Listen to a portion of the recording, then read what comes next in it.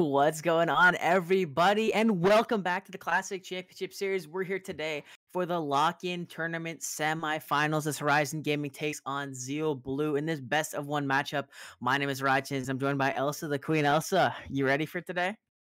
I'm ready, Ride Chains. I'm super excited to be back together today and be casting again. Super excited to jump into the draft here. Already got a couple of bands going on. I know that we were talking already, Ride Chains, about this Samira pick, which has been huge for Yahabe. He's the 80 carry for Zeal Blue, almost like a one-trick player, so I like to see that one banned out. Also, with the Gnar being taken away, there is an E-sub in place in Devious Lisk, the top laner for Zeal Blue. That is his most played champion by far, so clearly Horizon Gaming doing their homework. Over on the side of Zeal Blue, you notice that they've banned out Zeri and Victor, which are both actually perma-banned already due to some issues, but they also lost two of their bans because of an E-sub, which explains that. And really quickly, we've already got a first pick, Jin. This is a pretty interesting first pick for me because I think, there's a lot of champions that actually have higher prio in the AD carry position. Jinx, Caitlyn are just two of them. And we're going to get an MF lock-in right away. And I feel like this is kind of reminiscent of what we were seeing in last season of the CCS where people were just first picking MF. Yeah, absolutely. MF was huge priority. Leona being paired up with it, definitely a good combination.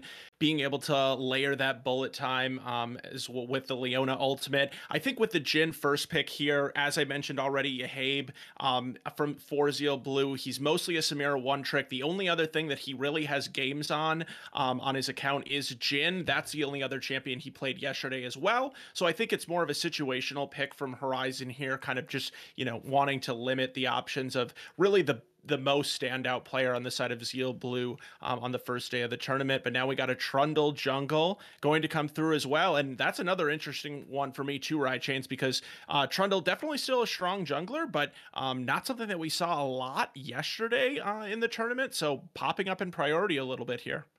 Yeah, I think Trundle is actually a really good champion right now. And, you mentioned taking Trundle into the jungle, but you can also play him top and basically just split push the entire game, and no one's really going to be able to 1v1 you at all. Here you see Braum is going to be paired up with the Jhin, and that's going to be a pretty good pick here because Jhin is so likely to be getting engaged on by Leona. You can use Braum Shield to block out of the bullet time and just add a little bit more safety for this immobile AD carry that Horizon opted to pick for. But yeah, going back to this Trundle pick, it's going to be really, really interesting to see what Horizon can do with this in the side lane and if they opt to take it into the jungle or into top. Absolutely excited to see what matchup we're going to see there. Zeal Blue, we did see the cover over the Akali for Seijo in the mid lane. That is his most played champion in solo queue outside of the Kiana, but does end up pivoting over to the Orianna, which is something that they did play yesterday as well. Obviously, again, already pairing really well with the Leona, being able to deliver that ball into the middle of the team and get a big shockwave off. But now going into the second round of bans, Zeal Blue finally getting a chance to make a little bit of a dent in Kaiser's champion pool. They took away Vladimir as their only relevant ban in the first round because that looks to be his best champion. We also see the Akali being taken away from Kaiser. That one's a little interesting for me. Doesn't look like Kaiser's that much of an Akali player, but just obviously not wanting to go against it. It actually does look like maybe it's a takeaway from the top lane actually, because it looks like Archon, the top laner from Horizon, does play that one as well. Mordekaiser taken off the board, followed by Corki. So just some solo lane bans that we're seeing come through here. And for Zeal Blue, I feel like right now you're probably saving that counter pick for your top laner, Devious Lisk, coming in as a substitute. You want to be able to give him a lane where he's going to be able to feel comfortable. Yeah, I definitely, like you said, expect to be a jungle pick here.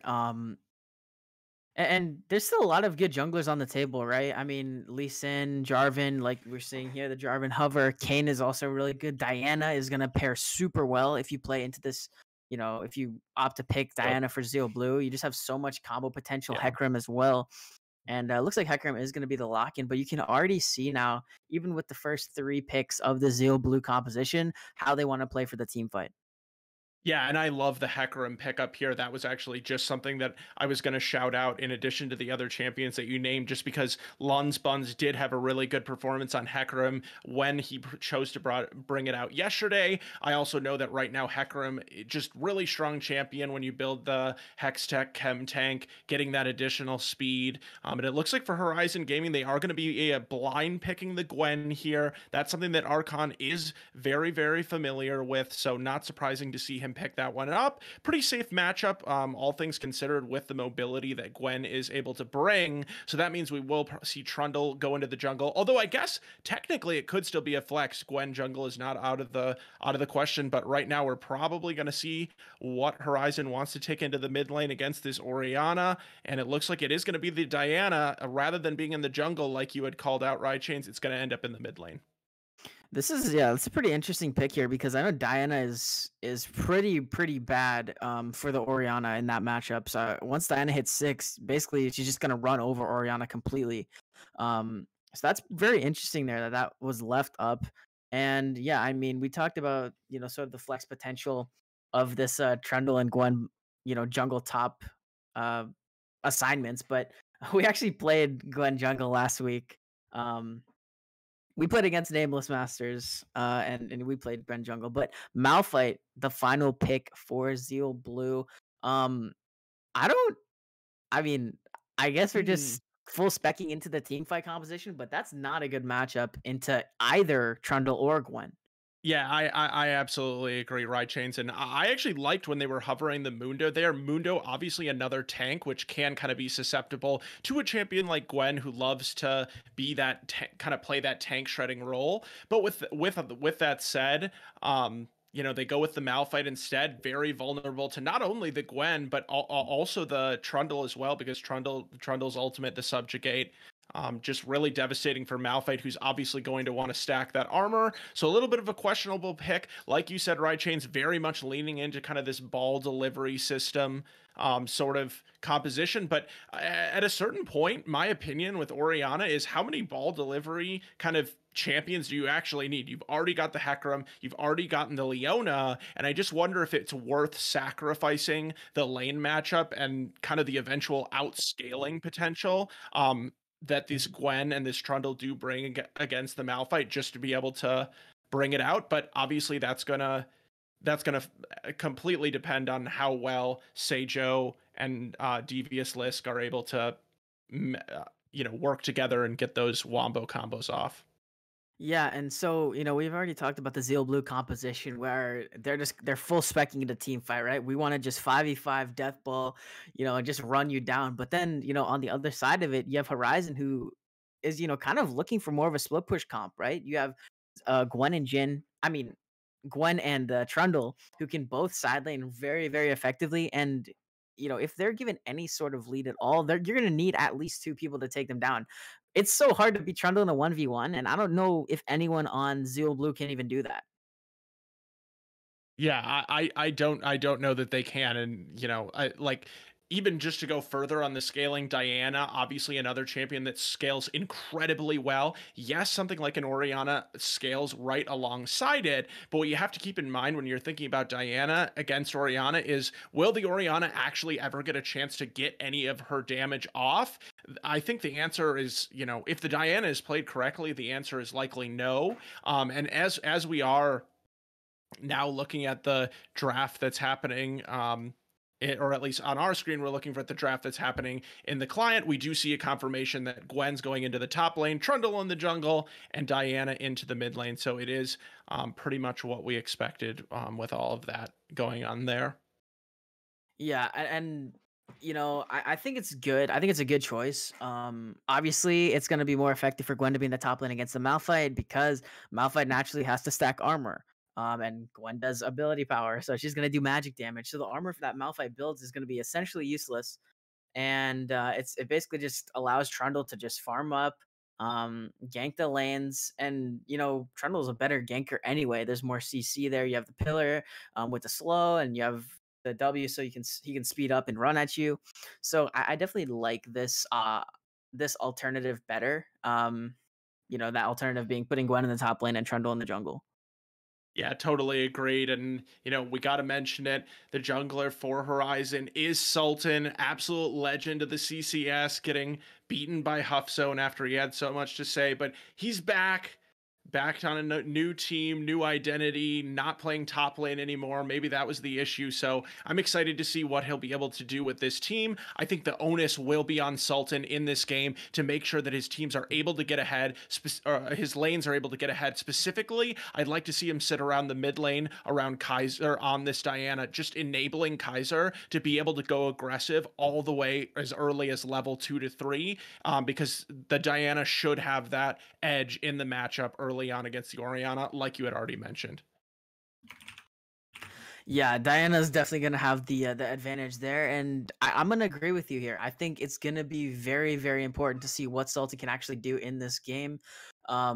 Even you have to remember though, even if the Silence get ahead for Horizon, they still have to be aware of this 5v5 composition because Zeal is just gonna basically 5-man run it down mid. Yeah, absolutely true. And yeah, so we are now into this 3-minute spectator delay. We have finished the end client draft.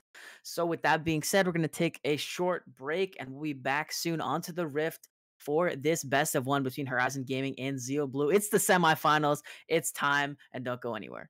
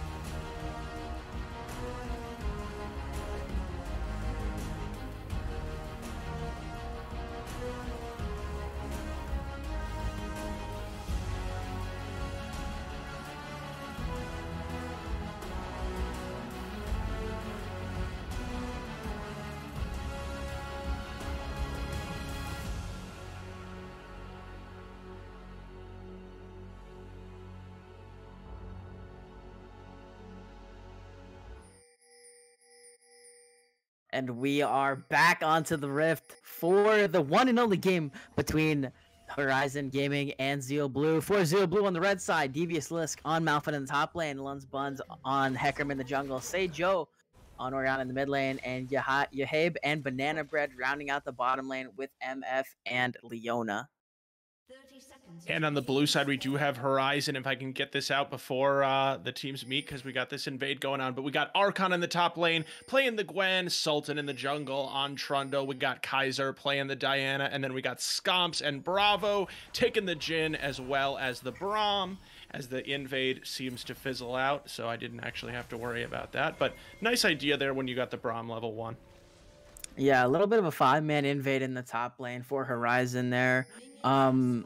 You can see though that who was it that dropped the so one of the top half of the map members for Zeal Blue actually was able to drop a ward on the blue buff of Sultan, so they're gonna know, if he starts, I guess where this Trundle is actually starting. You can see a ward for Horizon themselves on the red buff for Lund, so they're also gonna know. Both of these junglers are going to be starting on the top side of the map and trying to make their way down to bottom lane at around 3 minutes. And we do see Lunz Buns. He did take the sweeper first, and they are going to realize that there was a ward there. So even though Horizon is aware of where the Hecarim started, Hecarim also knows that he was spotted and is therefore able to kind of react accordingly. Something I noticed when I was kind of VOD reviewing both of these teams from yesterday is that both these teams really prioritize getting that early jungle information in order to set up early ganks, and also in order to allow their junglers to kind of hard farm early. We did see Lunz Buns playing the Nocturne a lot yesterday, multiple games on the Nocturne, which obviously kind of a hard farming jungler. But honestly, with the Hecarim as well, definitely looking to try to get towards that level 6 as soon as possible. So we might just see some hard farming through the jungle early on. We'll have to see. Trundle definitely a little bit of a stronger ganker early on, as Seijo definitely putting some hurt onto the Diana, which we didn't necessarily expect. Yeah, and it's just the way that the range versus melee matchup works early is that the ranged, champion is gonna have a little bit of that advantage just due to the fact that they can hit freely while the melee champion tries to go get farm or anything like that. So, it does make sense here. I just want to go back to the point you were talking about Hecarim, and Hecarim is definitely going to want to farm, to get that level 6, to get the levels, to get items. And, you also mentioned that Sultan is going to be able to gank much earlier than Lunz Buns will on this Trundle. So I am looking forward to seeing it. We're already seeing gank in the mid lane is going to burn the flash out of Seijo already. And we just were talking about that there, and already it comes to fruition, the early ganks from Sultan. Yeah, just a really creative gank from Sultan, kind of wrapping all the way around the other side of the river, as we do see Kaiser. He does drop the Ignite there. Flashing forward with the Ignite is going to be enough, and first blood goes over to Kaiser and Horizon, but now Sultan wants some action. Flashing over the wall is going to get the pillar up, and another solo kill in the jungle, and that's already 2-0 in favor of Horizon.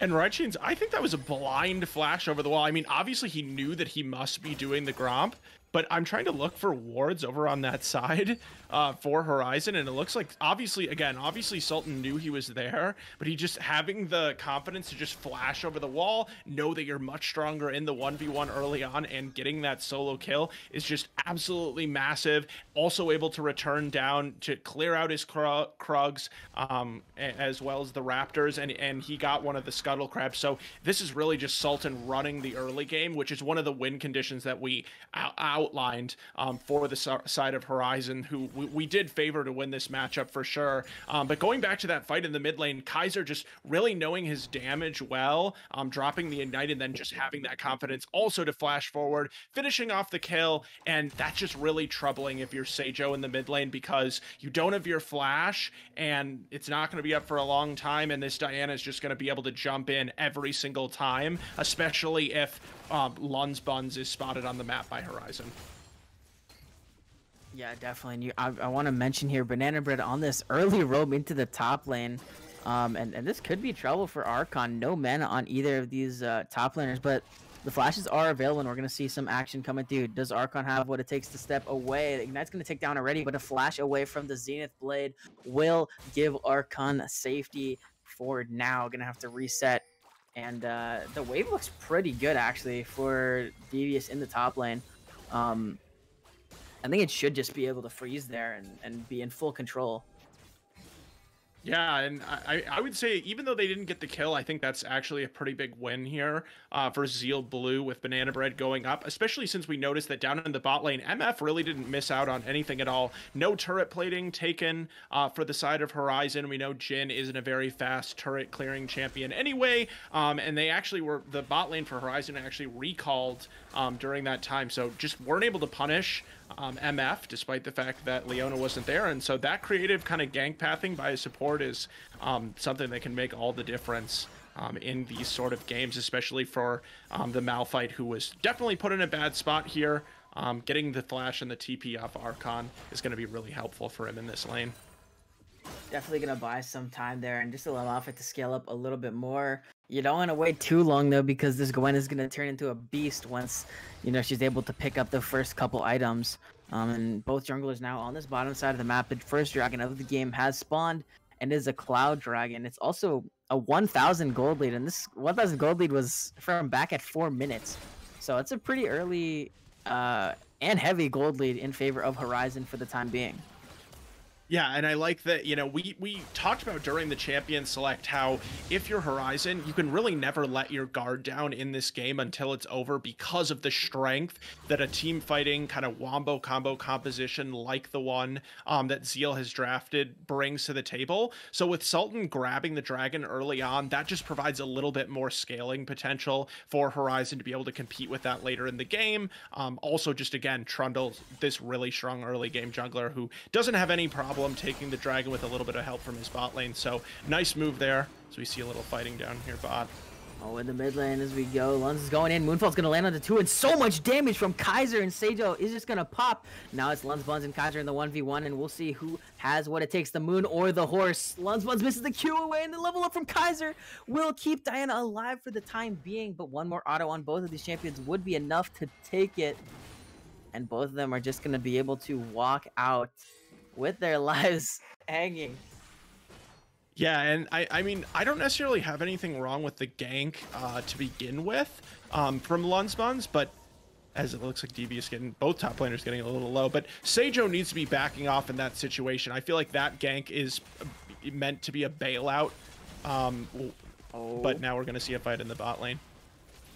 As Sultan wants some more, the root's going to land onto Banana Bread as the subject's going to take away those resistances. The curtains are calling, but no one is home, as Banana Bread is just going to be able to get out of that with the flash. But yeah, Sultan definitely making their presence known in this game early. Yeah, forcing the flash off of Banana Bread definitely makes Scomps, as well as basically everyone else on the map, feel a lot safer. We know how powerful that flash can be on Leona when she can flash forward and get that stun off right away.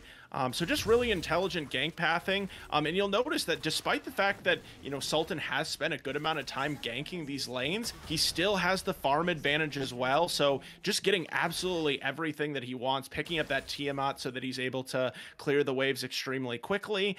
And I think right now, if you're Zeal Blue, you are falling back on the fact that you do have this team fighting composition. You're really wanting to just sit under your turret. But we do see both junglers kind of hovering here in the mid lane.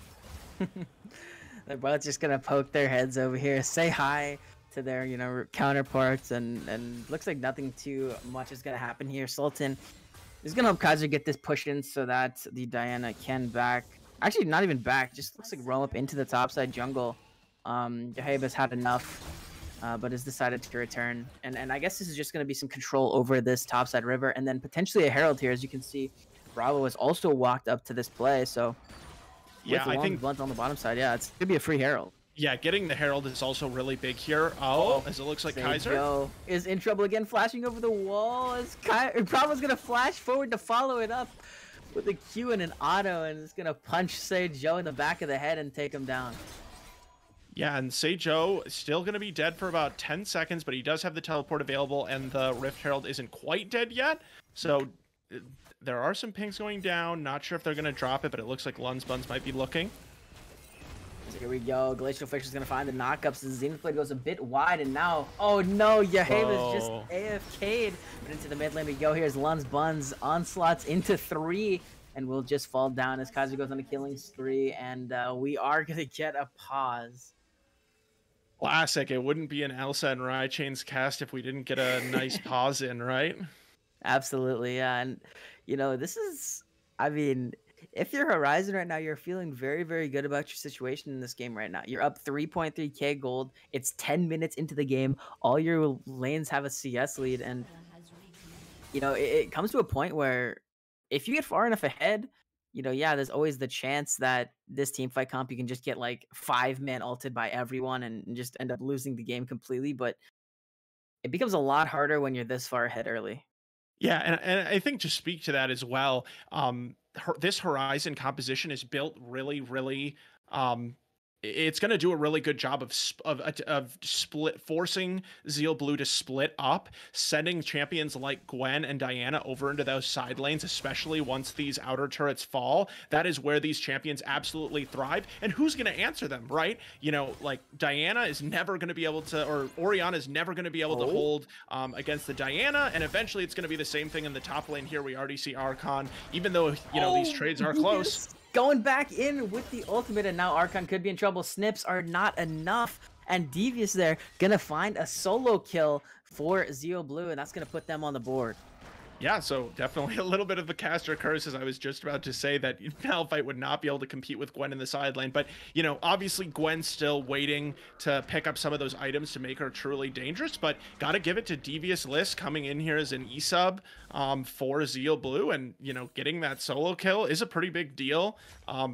Just to keep him in the game as this Malphite. Obviously, he is sitting down almost 30 CS still. So definitely still behind in gold, but...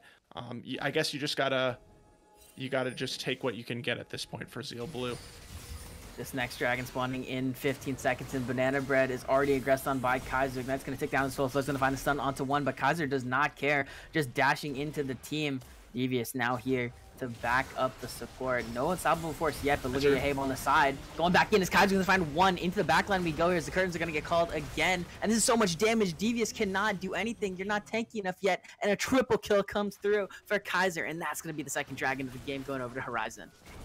And I could just tell that entire time that Kaiser was just waiting for his moment to jump in and just drop that Moonfall, because he's just so incredibly fed right now. Already had 3 kills, now 6-0-1, up about 20 CS in his lane, and this Diana is just going to be an absolute terror for the entire rest of the game, just dishing out so much damage, and against a team in Zeal Blue that can't really afford to be building additional magic resist on champions that aren't Malphite or Hecarim, because they also have the damage coming out from the Jhin as well. But it looks like Sultan might be caught.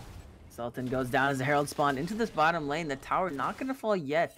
Still just a little bit of health, and you know, I think that Horizon maybe thought that they had a little bit more there, but Yahab able to use that bullet time to clear out the wave, and you know, Shelly didn't really have anyone to help with that tower, so ends up just being Sultan going down, and you know, that could be a pretty crucial kill given over. Yeah, and we've liked what Sultan's done throughout this game, but I am actually going to criticize dropping the Herald in that particular situation. I would really like to have seen the Diana or the Gwen's lane being freed up, either to allow the Diana to roam bot lane and you know, bot and top a little bit more freely, kind of wreak that havoc, or give the long lane. Oh my! Say Joe just gets one shot, and this is what I was talking about in Champion Select, right? This lane is so bad for Orianna if Diana's able to get ahead, and now Lunz is just, you know, kind of just giving delivery straight over to Kaiser, almost just giving another kill. Yeah, clearly didn't learn his lesson the first time. I have no idea. He has absolutely no business going in there. I mentioned the chem tank build on the Hecarim. Doesn't look like that's what's going to happen here. I really actually question that decision, as we are going to see another gank. Devious having to burn that ultimate to try to get away, but the pillar is there to slow him down. Sultan just has to walk away though, as they don't really have the damage to follow up onto the Malphite. Archon was still pretty far back, and as we press the 14-minute mark, the gold lead is over 5K in favor of Horizon Focus. They're up 10 kills to 2 and 2 dragons for themselves here. And looking like they want the first tower. 3 members into this top lane to secure this objective. And that's going to be first tower bounty going over to Horizon as well. Yeah, that's the first tower bounty that now allows Gwen to have that long lane where she's eventually going to be able to thrive against the Malphite. She has finished up building her first item in that Rift Maker. All 3 carry champions over on the side of Horizon have completed that first item. With the Rocket Belt has been done for a while for the Diana, as well as the Gale Force. And then something else that I wanted to shout out is the Dark Seal built early on by Kaiser. Absolutely awesome investment when it happens to work out, as he does have 10 stacks into it. And at this point, does he upgrade to Medjai's? Absolutely. I mean, you've watched the last like 4 fights. It's just been one-shotting the entire team. So I think it's definitely, you know, fair to give yikes. And I mean, just, I mean, like, that's all really that needs to be said there. Lun's Bun's just getting one-shotted. No problem at all. Kaiser, you know, if you'd have backed and bought the Dark, or backed and bought the Medjai's, you'd have 4 stacks more. But you still, you know, you're capped at 10 now. So come on. Yeah, we'll see what he ends up. I mean, either way, he's gonna have plenty of damage. And I mean, again, you just see Lun's Buns absolutely melting because he hasn't built any magic resist whatsoever. And against this double AP composition specifically, that just really doesn't make sense to me as a choice, especially since other than the Jhin, none of these champions are particularly one-shottable by the Hecarim, at least not for quite some time. And now with both of those side, or actually all 3 outer turrets going down, we see just how much control over the map Horizon has. They're already up in that top lane river again. Yeah, second Herald of the game will go over to Horizon as well. And you know, right now their objective count is perfect in this game. All the lanes are up in CS by, you know, at least 10. And they're in full control of this game so far here. Next dragon is spawning in 30 seconds, so that's going to be the next point of contention here, and you can already see the bottom lane of Horizon walking down into this bottom lane river to try and set up this objective. Yeah, and we do see, you can see 3 control wards kind of right next to each other over in the blue side jungle that were put down by Zeal Blue, so they do have control over their own jungle, but they aren't able to venture out into the river just because of the lack of lane control that they have. So I would expect that this is just a 3rd dragon going down at like 17.5 minutes, which is quite impressive to have that fast of a stack from Horizon. But it's really just emblematic of how this game's been going as a whole. And as the dragon does spawn, we can see that Lun's Buns, he's not even going to try to make anything happen there. Yeah, and you know, this is just going back to your question that you asked about where's the magic resist. I mean, I think Lun's is just too far behind to even think about buying magic resist because, I mean, if he doesn't have that initial core item, it's just going to be pretty much useless. And let's be honest, kind of useless already. With that being said, Kaiser gonna burn the Lun's Buns ultimate there because Hecarim would have gotten one-shotted if Diana went in. So definitely better to be safe than sorry there. But with 3 dragons here, Horizon's on still point. They have the Herald. They're pushing down mid. Yeah, Yahib has the bullet time to clear out any wave or any sort of push for the time being. But even then, you know, it's looking pretty rough right now for Zeal Blue unless they are able to find some sort of engage. Yeah, and right now we just really need to see Devious Lisk trying to get some kind of Malphite ultimate, as we're probably going to see. Archon could be in trouble here as there's 3 members in. Gonna flash away as we'll see what the ultimates come through. Shockwave's gonna find the target, and yeah, this should just be a dead Gwen here as Archon will go down. Zeal is gonna find the credit for that kill, but now Kaiser under the tower gonna get bullet time. Solar flared over the top, and the 1K goes to Banana Bread. No, not the best situation, but either way, you are able to find the shutdown on to Kaiser, and just a little bit of a misstep from Kaiser. We haven't seen that at all this game, and now Banana Bread going in. Zenith Blade's gonna find the mark onto 1 as the Glacial Fisher from Brahm's gonna find 2. This is gonna get gunned down by the Jhin ultimate.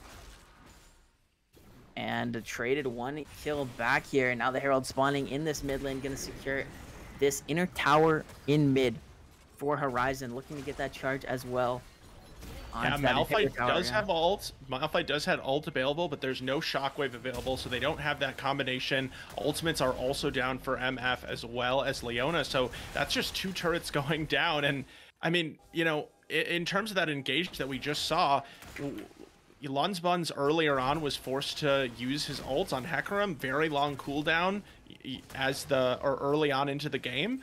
And so they just really didn't have any threat whatsoever onto Scomps, who's really just able to sit back there, relax. He has the Gale Force available for an additional dash as well. So just the engage potential not necessarily there for Lunsbuns in that situation. And now we see even the jungle camps of Zeal Blue being taken away by the side of Horizon, although that's a nice little steal there from Seijo. Yeah, and now, you know, Devious has to just run away. There's pretty much no way that, you know, Zeal can walk into their jungle unless they're 5-stacked like this. And you can see, like, they need 4 members to just walk in to this topside jungle at all. And there's really not much vision. You can see there's literally 1 ward only for Zeal in their own jungle, and that's never a position that you want to be in. Not at all. And also, you know, you mentioned that they're grouped. I mean, now there's not really an objective for Horizon to go for. I'm assuming that they're not going to risk going for the Baron this early on, but we do see Seijo answering to the Gwen in this bottom lane. Does make sense to some extent just because, you know, the Gwen, I mean, is 0-2 and 0, not necessarily the strongest in this game. Also more of a tank busting champion, whereas the Orianna does have the ability to slow him down a little bit. But, you know, if Orianna has teleport, but we might see a little bit of a fight down here. But my point was that she's not really a teleport flanking champion, so they can't be reliant on the Orianna to be able to get into the fight with teleport later on if they do start off and engage. But now with still a minute left before the Dragon, but we already see these teams setting up, just shows absolutely how important this Infernal Soul is. Yeah, and I mean, this Infernal Soul is super important. If you're Zeal Blue, you kind of need to get this in order to just stop the bleeding, and at least give yourself 5 more minutes. If you give over the Infernal Soul to an 8-1 Diana with 2 items, and, you know, a Jhin with 2 items, it is not going to be fun for you to try to play the game. And to add on to it, it's only 22 minutes into the game, and they already have the Infernal Soul. If you're to give this up, if you're Zeal, so it's a pretty rough position. But there's really no way that they can fight it unless they're hitting 5-man ultis on everyone. Yeah, I mean, I agree. I don't really see a way that Blue Zeal is able to win this, but I think you have to try, right? This is your last chance. Banana Bread is going to get caught out here, taking up so much damage, and a lot of ultis already used. Moonfall used onto the support only, and 2 ultis down for Horizon already. Means that they're not going to have this crucial Diana ulti for the big team fight. That could open up an opportunity for them, and you can see Zeal is walking in. Kaiser on the flank, on the side here, as one will get rooted up. Archon is being caught in the bush, but is spotted out, and the Dragon's already started up. Kaiser under threat here, as Lunsman's going to go in, and Sabo Force going to find 1, but the bullet time is dealing damage over the top, but Archon is just right onto Yahabe. Now Scomp's going to find Hecarim on the backside, and Devious could be in trouble as Archon is just running through the carries of Zeal Blue. That's going to be 4 dead already. That's going to be the Dragon, and they're pinging Baron. Yeah, I think that Kaiser probably will be able to just solo down the Dragon himself, and I just love the way that Horizon played out that particular engagement, because they have 3 Dragons, you know, in the situation where Zeal Blue is able to force a fight and take that 1 Dragon. That Dragon doesn't really matter all that much in the moment for Horizon, just because they can get another one in 5 minutes, and 1 Infernal on the other side. It really isn't a big deal. So I like the way that they played that so patiently. They didn't want to pigeonhole themselves into a small area where they would be vulnerable to the Malphite Orianna combination, and it doesn't end up mattering in the end that Kaiser doesn't have his ultimate, because his abilities, with even absent his ultimate, just do so much damage.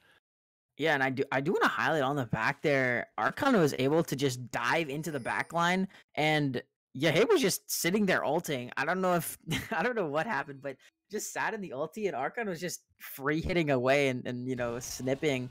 So Misfortune wasn't really able to do much in that fight, and then also Archon being able to take down Seijo, just bought so much space and time for Horizon, and I do wanna highlight that because that was very crucial in that team fight. Yeah, definitely doing Archon doing its job as a top laner to get into the face of the enemy AD carry. And it even just goes back to the draft as well, where we saw some smart researching and scouting from Horizon, taking away the Samira and then first picking that Jhin so that Yahab, who was really the hard carry of this Zeal Blue team yesterday, doesn't have something that he feels comfortable on. And as you pointed out, Right Chains, it was definitely very apparent in that fight that this is the case, as Zeal Blue just hiding in their base. Yeah, they have everyone's ultimates are up right now, so I'm expecting to see another explosive team fight coming soon, but we'll see as Devious has to flash away for the time being. This mid lane inhibitor is under siege. Zenith Blade is going to find Kaiser as 2-man Double Force. This could be the team fight here. So much damage over the top. Kaiser has to go golden as the bullet time is ripping over the top. But the moonfall into 3 is huge from Kaiser. They're turning it around. Say Joe is the last one left, but not for long. And Horizon, off the back of what looked to be a pretty bad start to that team fight, end up going crazy and going 5 for 1. Yeah, and just Kaiser, how is he so tanky early on in that fight? Obviously uses the Zanyas to buy time as well, but I couldn't actually believe how much he was able to tank. And then once he came out of the Zonias, he didn't even have to dive in. He was just already in absolute perfect position to drop that Moonfall, and that was all she wrote. GG. Absolutely, and just looking at the damage here, 19,000 for the Diana. Next highest was 10,000 for Malphite. So an absolute masterclass performance here from Kaiser, doing so much work in that team fight. Even off the back end, what looked like Horizon just getting picked in the initial team fight, able to stall out super well with the Zonias, able to hit the 3-man Moonfall and just destroy Zeal Blue. So definitely props to Horizon and Kaiser playing really well in that game. Yeah, for sure. And also, I mean, we got to shout out, Sultan and the way that he was able to support his lanes early on, getting the Diana that early lead. I had said it in the champion select, so important at level 2 to 3 to be able to, let her be aggressive, let her kind of get some of those early resources. And we saw the result of that in the end. So it was a fun game to cast, definitely a fun game to watch, but pretty one-sided at the end of the day from Horizon. Yeah, absolutely. One-sided indeed. Horizon showing why they were the favorites in this game. And that is going to do it for us today for the semifinals for the CCS Lock In Tournament. I've been Rod Chains, joined by also the Queen. Hope you guys enjoyed the game. I know it was fun to be back here in the booth for you guys. And we will see you next time for the finals of this Lock In Tournament and for the season, which is coming up soon. So hope you guys have a good weekend, and we'll see you later.